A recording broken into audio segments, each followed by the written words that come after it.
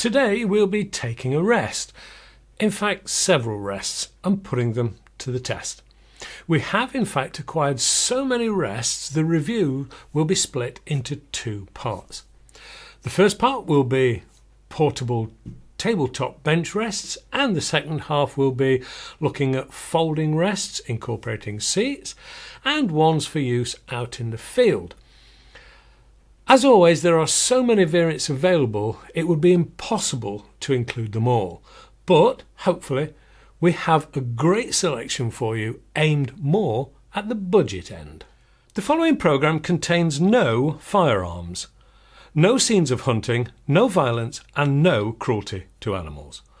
All guns shown are compressed air in spring, CO2 or pre-charged forms. The programme is aimed at being informative, entertaining and above all promoting safety. It is only made possible by the help from the following people who make up the production team and who give up their time and expertise free of charge.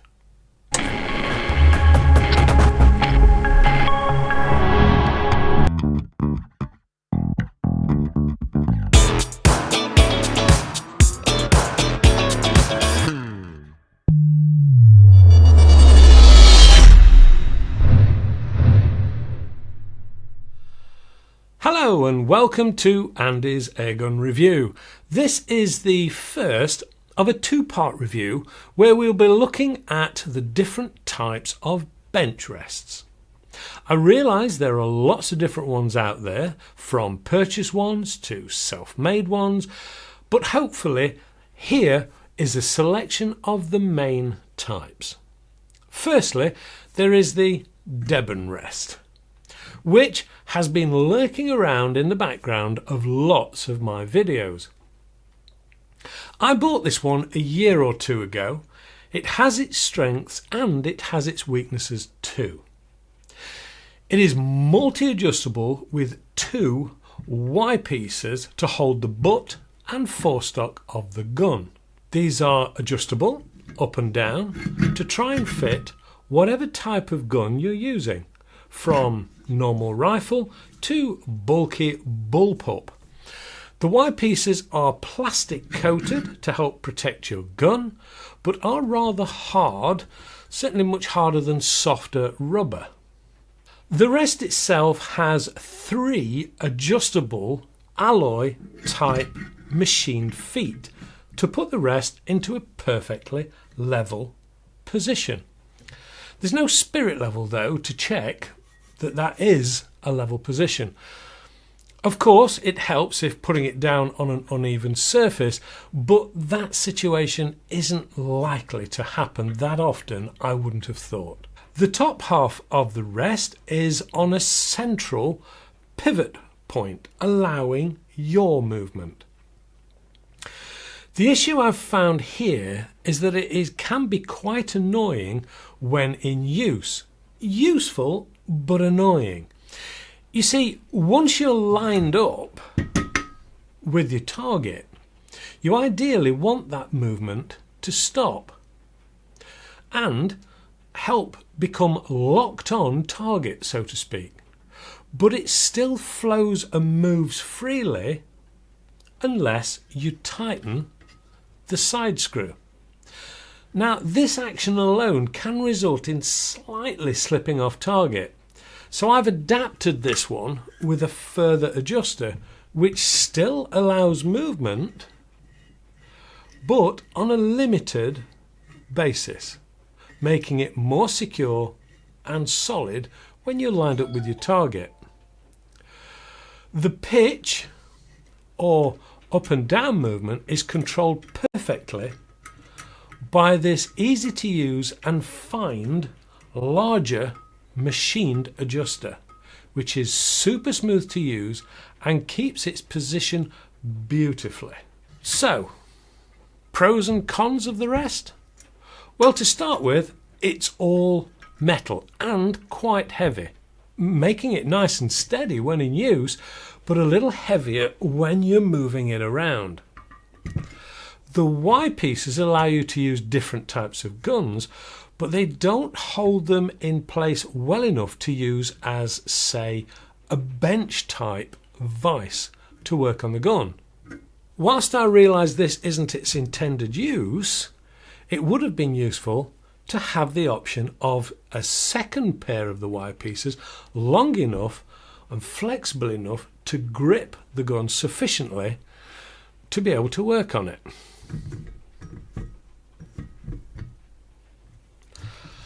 Who knows?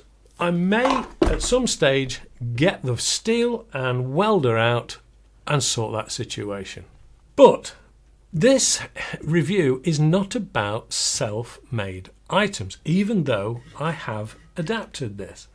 There is that little point about yaw movement on the standard item. It is, however, comfortable to use. The T-shaped base allows you to get close and comfortable when using the rifle.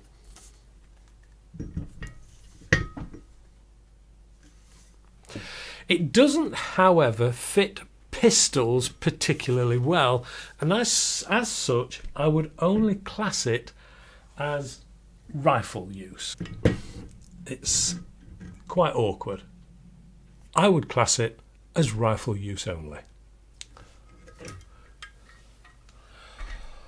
Whilst we're looking at T-shaped metal rests, there is the Air Force One rest, which is similar but lower cost.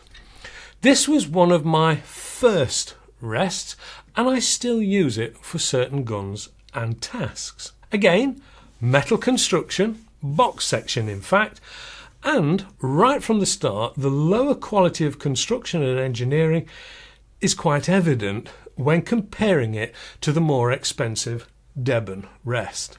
This definitely feels more homemade with its threaded bar type adjustments to the legs and the pitch adjustment. No fancy machined items here. Indeed, the pitch adjuster simply pushes against the bottom section and built-in spring in order to raise and lower the height. Now this results in wear, and it's working its way through the metal, effectively making this item redundant over time. That said, it will take quite some time to do it, and I've had this for about 3 years and it is nowhere near through the metal yet. It certainly isn't as smooth in action as the Debin. In fact, you can feel the grinding of the adjuster on the bottom box section. To give it an element of longevity and smoothness, I use a little oil or grease occasionally, but that can find itself all over you if you're not careful and use too much. There is no yaw movement at all, which means you have to slide it around a table to adjust for windage or left and right centering. So here again, I have adapted this with a left to right adjuster on the front. Whilst limited in movement, it is more than enough for bench rest shooting. So far it doesn't sound as though it has a lot going for it, but there are some really good points about this budget item.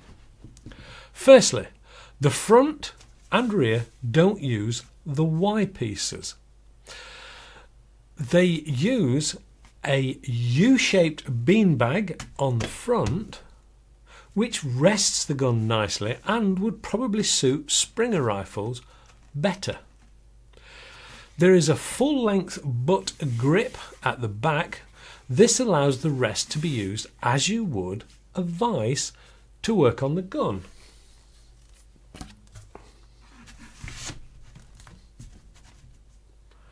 Or even to get that stability when you want to fit or zero a new scope. But it works fine on a normal rifle shape, but there are certain bullpups that just don't fit.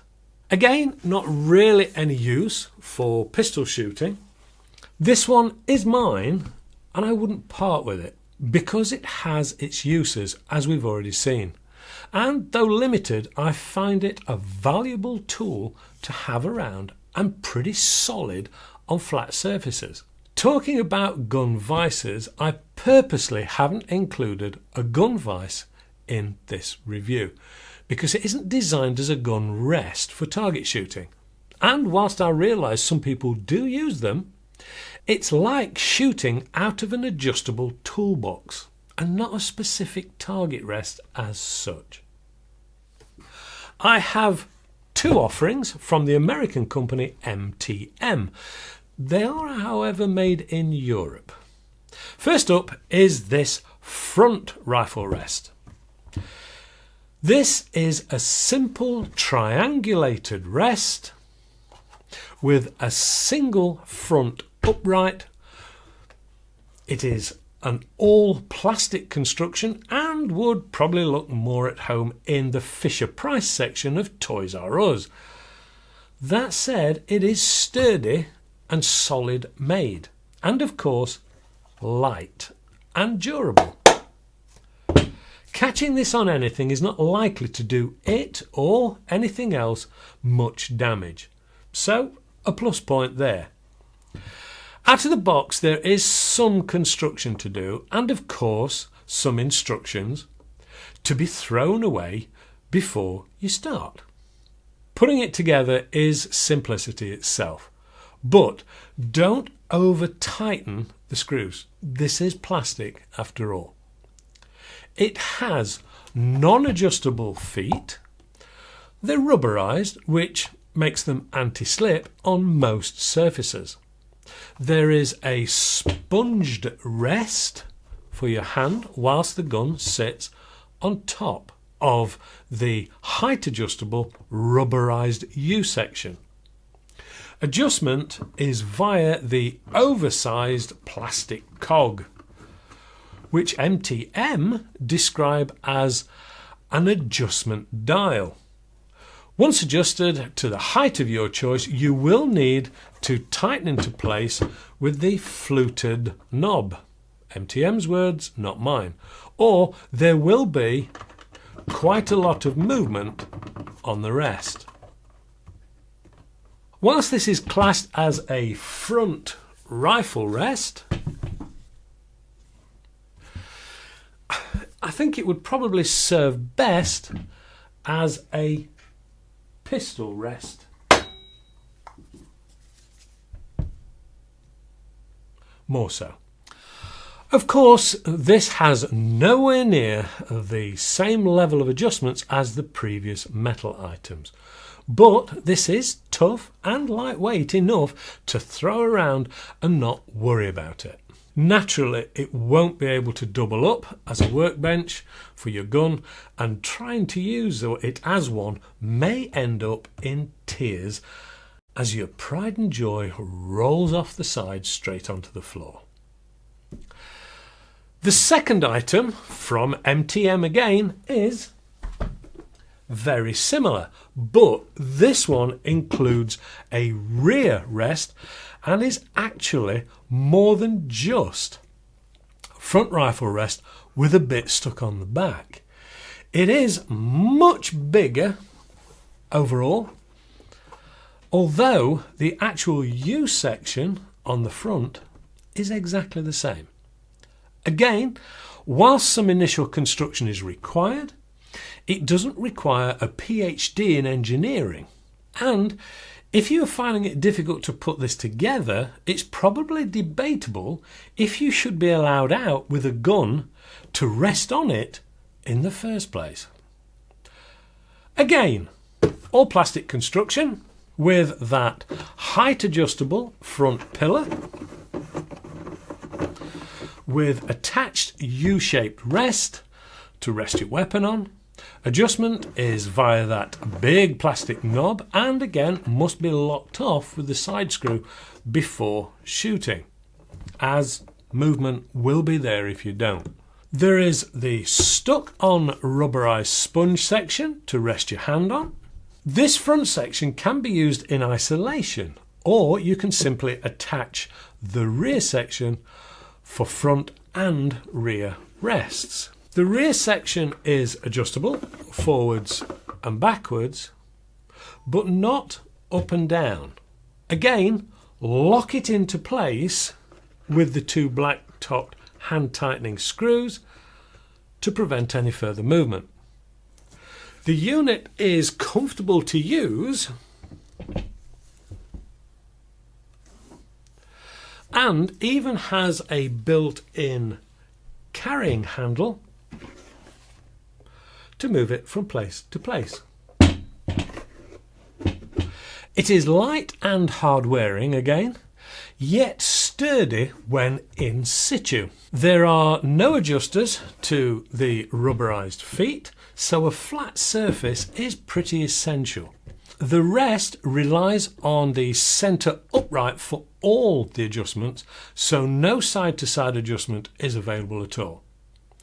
It's big enough for most rifles and even passes the bullpup test. Just about. But I would check it out with your bullpup before you bought one. Removing the rear section makes it either pistol friendly or a shortened front rest for rifle. I wouldn't recommend you bought this for use as a gun vise, or again, it may well end in tears. It is light and solid and durable, but it's also quite big and bulky. Finally, there is of course a mass of bag rests out there,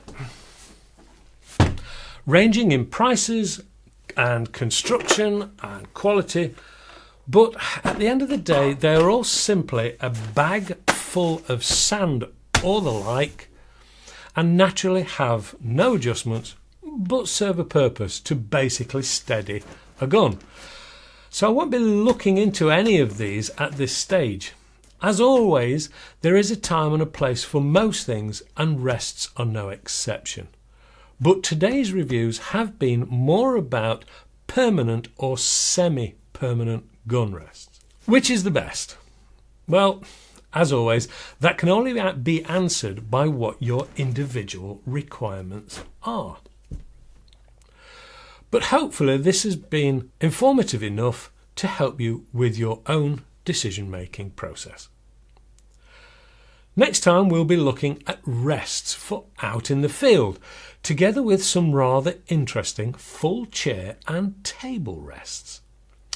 Thanks for watching, and we'll see you next time.